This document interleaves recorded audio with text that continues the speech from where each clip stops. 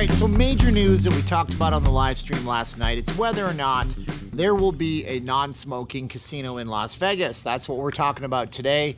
And why is it that Caesars Entertainment may be like the big winner of all of this? I know Caesars, crazy, right? So we're going to talk about Caesars Entertainment, what they're doing right now, even though I took Tony Rodeo to task. I really do think that they could have done a lot of things better, but they're doing things good now. And whether or not their plan to have one of their properties be a non-smoking casino is a good one, or if it's terrible, you will tell me in the comments below. My name is Steven. I am not leaving Las Vegas. Like, share, subscribe, hit the bell for notifications, and let me know what you think below in the video. Head on over to the Patreon. You can get the notifications for new videos, but you can get them early on Patreon. I'm going to do a video at Cactus Joe's. I filmed it all. It's great. Cactus Joe's is like a giant explosion of massive color with sheet metal artwork and giant 200-year-old cactuses. We're doing a documentary style video of that. It's going to be first on the Patreon with other content I don't post. Plus, we're going to do that here, and you'll get the notifications here on YouTube for free, of course, too. Head on over to the Merchandise Teespring store. We also have the Facebook group, Not Leaving Las Vegas, and our 7:45 p.m. nightly live streams, where last night we talked about the possibility of one of these casinos going to be non-smoking. Now, if you already watch a live stream, you know which one it is, but we'll talk about which one it is in a minute. We'll go over that. First of all, Caesars Palace. I know, right? Tony Rodeo, he went on a stream, and the first communication they had with the world was talking about Players Club reward levels, not sanitization, not health and safety of their employees, not the hurting of the employees who were laid off, not employee assistance funds. I gave him some hard times for that. But I will say this, while everybody else has been sitting around doing plan, scare, what's gonna happen, they were being quiet, and that might have been a good thing for them. I guess maybe, possibly, they're going to be the property that we go to in the forward future. So what have they done? They've announced they're not going to be doing masks requirements on guests. Wow, that's a good thing, right? They're going to announce that no mask requirements for guests. You can wear one, they hope you do, but their employees will be wearing them, but you're not required. They also said that they are going to be showing the world Caesars Palace on CNN. There was a teaser last night. Somebody emailed me, and I appreciate that email, and thank you very much. Wow, that's some good marketing. They're also one of the companies that has some of their properties not having paid parking, like the Planet Hollywood, for example, at the Miracle Mile shops, which is good too. So maybe they're looking at all of this and thinking they can rebirth themselves. Everybody's coming into this from zero. Never has there ever been a time where every single major hotel, property, and casino in Las Vegas has shut down. Maybe they're looking like, maybe they're looking at it like, you know, we're all starting from zero, essentially. They might have a bigger bankroll, but we can do things differently. So maybe, possibly, Caesars will be the place that is the new cool place to go. They have some of the coolest brands on the planet, right? They have Caesars Palace. They have the Planet Hollywood. They have all of these cool properties. They just need to utilize them in a way that makes more sense for them. So good for them. I give them credit where it's due. I'm still allowed to hold one opinion and say positive things, you know. You guys are going to call me out for being a hypocrite. I still think Tony Rodeo should probably take a back seat and talk about people in the past versus the money, but that's just me.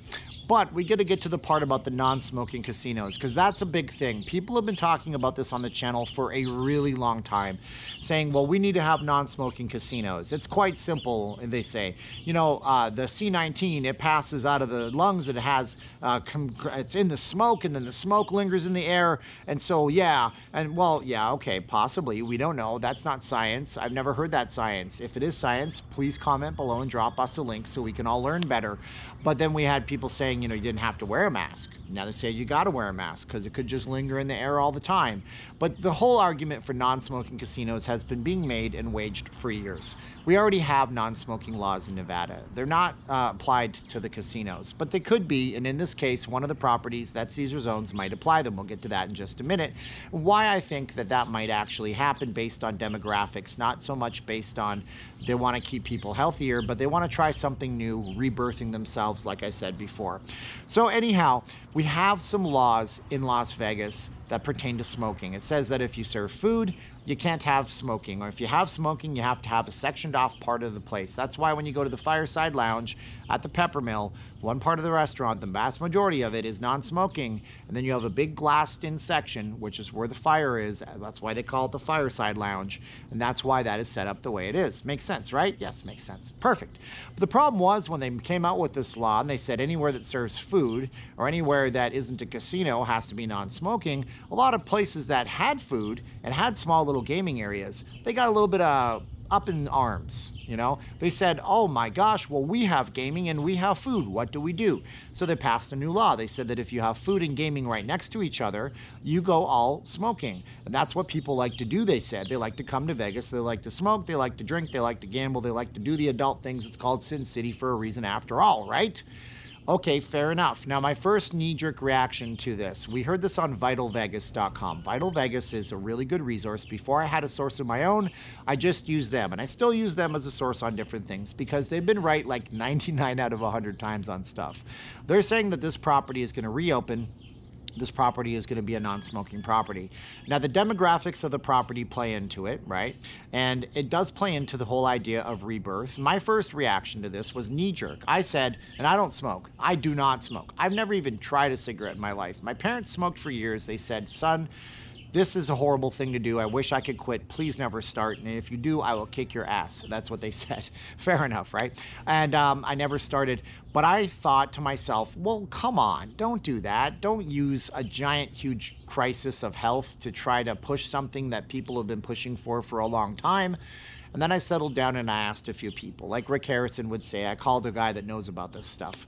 But I asked my wife and I asked some other folks. Now, my wife pointed out how when she and I go to a movie theater, we'd no longer go through the casinos. Some of the better movie theaters are attached to casinos in Las Vegas, but you got to go through the smoke. She's allergic. She doesn't like it.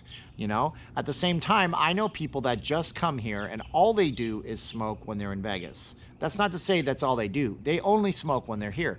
Like their vacation is smoke a cigar, go to the casino, gamble and play some poker, and then have a good time, and then go back home and I don't smoke anymore. It's like a luxury for them. So I don't want to have people have their rights taken away, but at the same time, thinking about the way we operate, yeah, it might be nice to have non-smoking casinos here in Las Vegas, right? But then we got to get to the name of the casino, and it's the Planet Hollywood. Okay, that's important. It is a major property. It's a brand name property that's a boutique brand that everybody knows. It's a popular place. It's in the dead center of the Strip, technically speaking. So it's not a small place.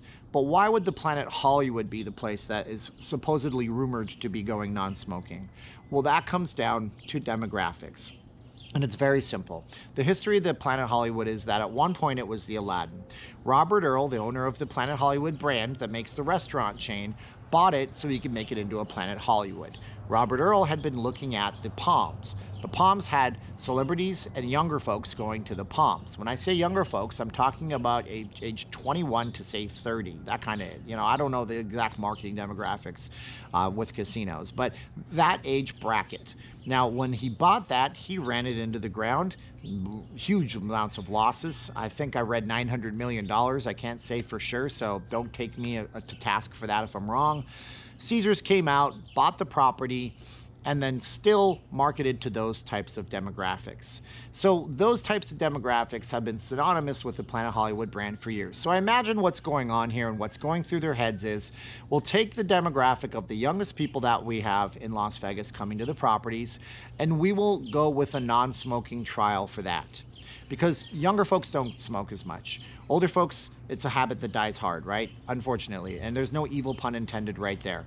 But I'm 39 years old. When I was a kid, they made cigarettes very expensive. When I was a kid, it was the 80s and the 90s with public service announcements everywhere about how it kills you. But before that, people didn't have that information. The cigarette companies literally hid that information and cherry-picked studies and had the Flintstones advertising it. Literally, Chesterfield's, Flintstones. Go look it up. It's kind of, I think it was Chesterfield. Kind of crazy. So now we have a newer generation that smokes way less. Now, if the Planet Hollywood and Caesars went and looked and they said, well, look at this. This demographic smokes at only 50 or 45% or even less. They feel that they could take the risk that they can open this property. It's a purple cow. It's a marketing term. If they're doing this, this is still a rumor that they haven't announced yet. And what's a purple cow, you ask me? Well, a purple cow is when you're driving in the countryside, you see your first dairy cow and it's brown, and you, well, look, Dad, a cow, Mom, a cow, we got to take a look. And then after a few more days of driving, so what, Monday, and you've seen 1,000 of them, you've seen one, you've seen them all. But the next day you see a purple cow in the field and you go, oh my God, a purple cow. You take out your camera, you share it to social media. This is the wildest thing I've ever seen. That's your hook. That's what advertises you. That's what gets people to your front door. That goes back to the idea of Caesar's Palace rebirth, remarketing, and rebirthing themselves as possibly something that's different in a different era of Las Vegas. Now, whether or not that gamble, total pun intended on the gamble, give me a thumbs up for these Vegas puns. I'm throwing them out like crazy. If that does come to pass to be a good thing, is going to be up to the market. This is a free market. This is a capitalistic city. This is what it is. We have government controls, but they're very minimal. And until that changes, anybody can take their money and do what they want with it. So whether or not they take their money to Caesar's Palace, where smoking's allowed, or to the Planet Hollywood, where no smoking's allowed, that's going to be up to the people and up to the populace. One thing's for certain, they better have a designated smoking area that doesn't require me to walk on the main part of Las Vegas Boulevard with people smoking outside, because that would be a bummer to have our smoky inside move to the main outside. Just some food for thought for you right there. And that's the thoughts on the video and the possibility of non-smoking and Caesars maybe doing the right things for once in the last 5 years. And hopefully Caesars sticks around. Maybe this is more people from El Dorado telling Caesars change things because the deal's still not done yet. And we will talk about El Dorado deals and Caesars and changes going forward. This, of course, puts a giant monkey wrench into our option of the Hard Rock being where the Planet Hollywood is. But we'll have to see, because that's not the only place the Hard Rock could move into if they wanted to come back to Las Vegas. So like, share, subscribe to videos. Talk in the comments below. Hit us up on the live streams. Go to the Facebook. If you want to be in the credits of the video, get the early videos before I post them to YouTube. Head on over to Patreon or do the merchandise thing on the Teespring store. I gotta go. I recorded this video 7 times with massive technical problems on cameras, so I hope this was good for you, because I'm glad I finished it up for all of us. Now's the time in the video I say 3, 2, 1, click. So 3, 2, 1, and are you ready? Click!